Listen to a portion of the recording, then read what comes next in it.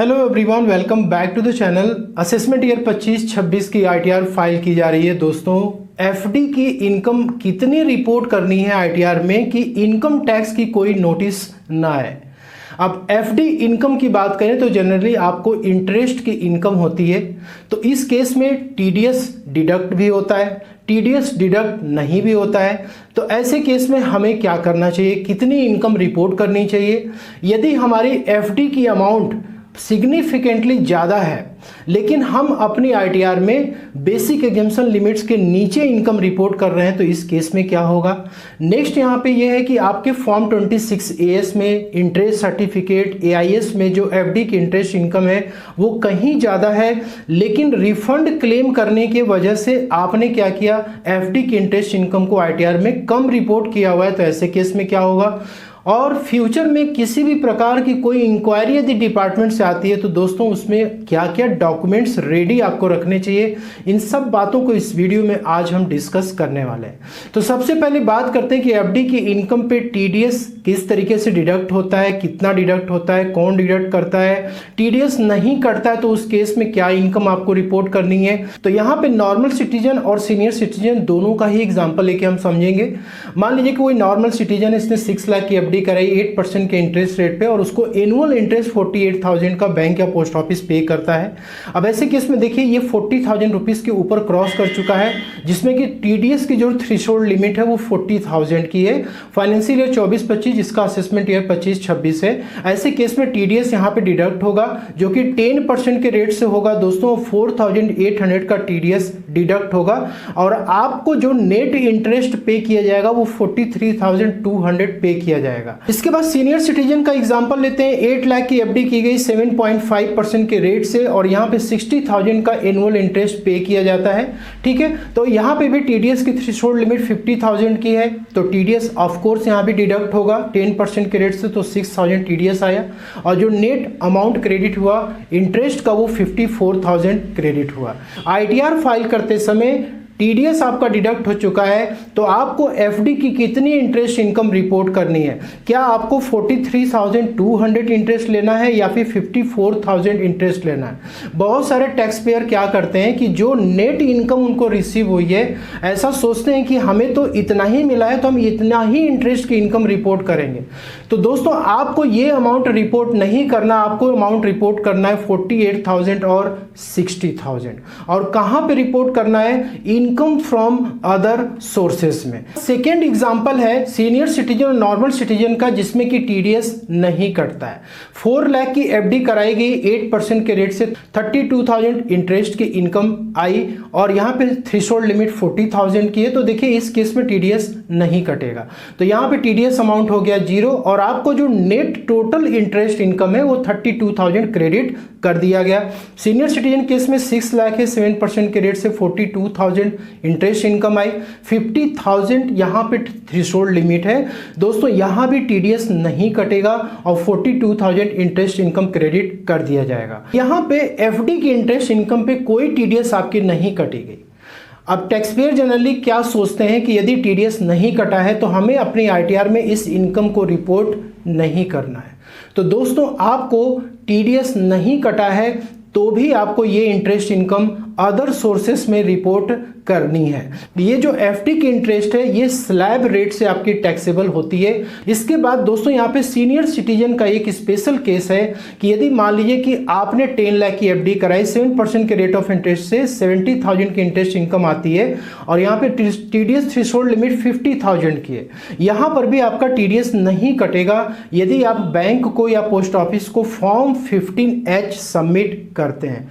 लेकिन यहाँ पर भी दोस्तों क्या है कि ये आपका 70,000 इंटरेस्ट इनकम हो रही है, तो ऐसे केस में भी आपको आईटीआर में income from other sources head में इस इंटरेस्ट को रिपोर्ट करना पड़ेगा और जो स्लैब रेट है उसके अकॉर्डिंग टैक्सेस के पेमेंट करने होंगे। तो टीडीएस कटा हो या ना कटा हो, आपको इंटरेस्ट इनकम अपनी आईटीआर में अदर सोर्सेज हेड में रिपोर्ट करनी होती है। तो आईटीआर में एफडी की इनकम को रिपोर्ट करने के लिए आपको एआईएस और 26 एएस चेक करना है कि कितनी इंटरेस्ट इनकम आपके पैन के अगेंस्ट में रिपोर्ट की गई है। ऑफ कोर्स आपके पास इंटरेस्ट सर्टिफिकेट बैंक या पोस्ट ऑफिस के द्वारा जो इशू किया जाता है आपके पास हो होगा, लेकिन आपको उस स्टेटमेंट से अपने इस पोर्टल पे जो AIS और 26 है उससे मैच कराना है। यहाँ पे आप इंटरेस्ट फ्रॉम डिपॉजिट्स का सेक्शन दिखता है, AIS को हमने ओपन किया हुआ है और यहाँ पर आपको टोटल अमाउंट दिखता है कि कितना एक फाइनेंशियल ईयर में पे किया गया है।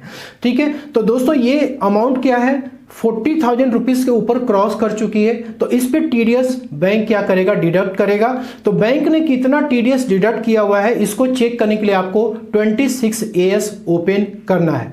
तो यहाँ पे टोटल इंटरेस्ट का अमाउंट आपको 26AS में मेंशन होता है और इस पे 10% के रेट से दोस्तों TDS डिडक्ट होगा और इतना TDS आपका डिपॉजिट हुआ है। अब आप जब अपनी इनकम टैक्स रिटर्न को फाइल करेंगे तो ये जो इंटरेस्ट इनकम है ना 75,787, आपके केस में जो भी इंटरेस्ट इनकम होगा वो आपको लेनी है।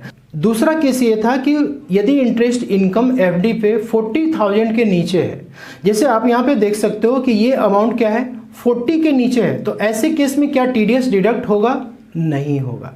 तो यदि आपका TDS यहाँ पे नहीं कटा तो इसका मतलब ये नहीं कि आपको ये अमाउंट छोड़ देना है।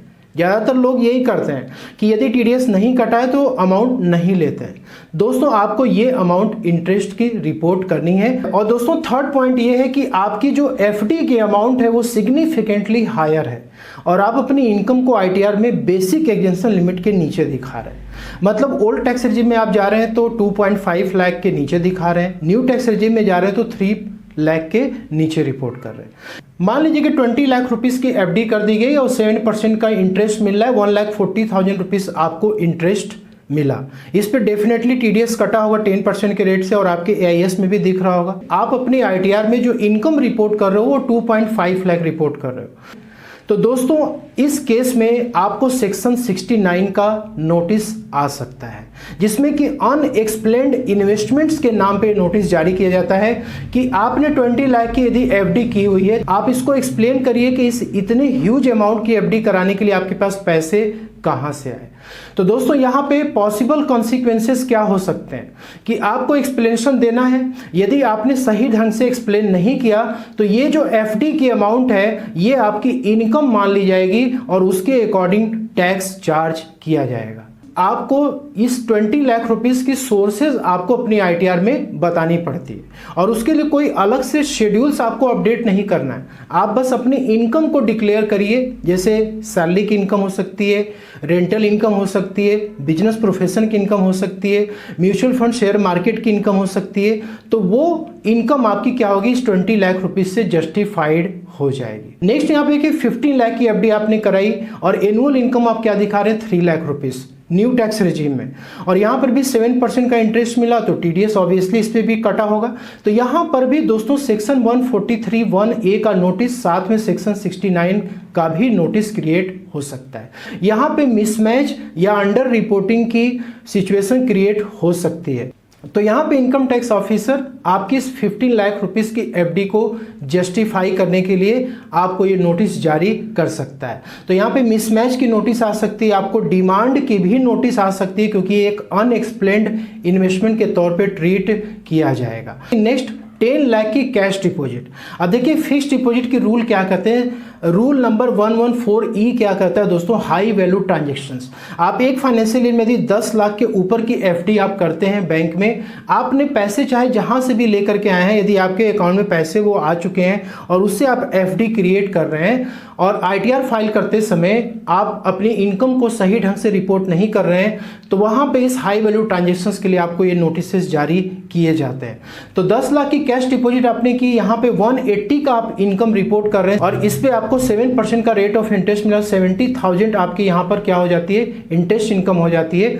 ऐसे केस में आपको सेक्शन 68 की नोटिस मिल सकती है, अनएक्सप्लेन्ड कैश क्रेडिट, कि एक तो इतना ह्यूज अमाउंट कैश का कहां से आया और दूसरा दोस्तों इस कैश के बदले आपने क्या किया, FD करा लिया, तो सेक्शन 69 की भी नोटिस आ सकती है। तो ऐसे केस में आपको फिर सोर्स ऑफ कैश एक तो बताना पड़ेगा, कैश इतना ह्यूज कहां से आया। यदि आपने इसको नहीं एक्सप्लेन किया तो उस केस में दोस्तों यहाँ पे ये इनकम मान ली जाती है और हायर रेट से टैक्सेस चार्ज किए जाते हैं। दोस्तों जब आप अपनी AIS को ओपन करते हैं तो इसमें आपकी एक फाइनेंशियल ईयर में कितना आपने FD किया हुआ है उसका अमाउंट यहाँ पे दिख जाता है। जैसे यहाँ पे आप देख सकते हो कि AIS में परचेस ऑफ टाइम डिपॉजिट्स करके आता है और इसमें अमाउंट भी मेंशन होता है कि भाई इतने अमाउंट की FD की गई है। और यहाँ पे दोस्तों आप देख सकते हो इस पर्सन की सैलरी 13 लाख रिपोर्ट की गई है, ठीक है। और बाकी इसके अदर सोर्सेज से भी इनकम यहाँ पे हो रखे हैं। अब ये पर्सन अपनी सैलरी की इनकम को कम कर दे, 2.5 लाख कर दे या फिर दोस्तों 3 लाख कर दे, तो यहाँ पर इस पर्सन को डेफिनेटली इनकम टैक्स की नोटिस आ सकती है, क्योंकि ये अनएक्सप्लेन्ड हो जाएगा कि आपने अपनी सैलरी को इतनी कम क्यों हुई है। अब आपने डिडक्शंस अलाउंसेस उल्टे सीधे दिखाए होंगे तो उसका तो अलग नोटिस आएगा और साथ में इसके सोर्सेस के लिए भी आपको नोटिस आ सकता है। इसलिए आपको ये गलती कभी नहीं करनी है। आपको सेक्शन 69, सेक्शन 68 और दोस्तों सेक्शन 143(1)(a) की नोटिस से बचना है। तो आपके जो भी टाइम डिपॉजिट है उसके सोर्सेस आपको अपनी ITR में जरूर डिक्लेयर करना चाहिए। नेक्स्ट यहाँ पे है कि reporting lower income then form 16 and interest certificate.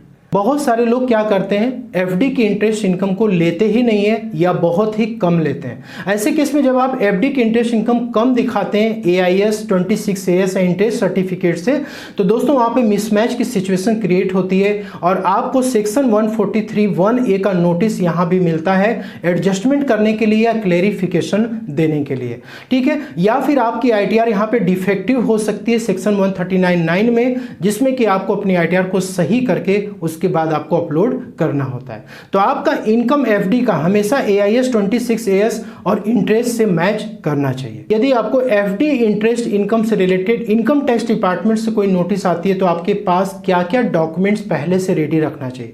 पहला तो ये कि आपको FD सर्टिफिकेट की कॉपी होनी चाहिए, इंटरेस्ट का सर्टिफिकेट उस फाइनेंशियल ईयर का होना चाहिए, फॉर्म 26AS की कॉपी, सैलरी की स्लिप जिससे कि आप ये जस्टिफाई कर सके कि हमारी सैलरी की इनकम हुई, उससे हमने FD कराया। नेक्स्ट यहाँ कि आपने बिजनेस से आपको इनकम हुई और उससे आपने FD कराया।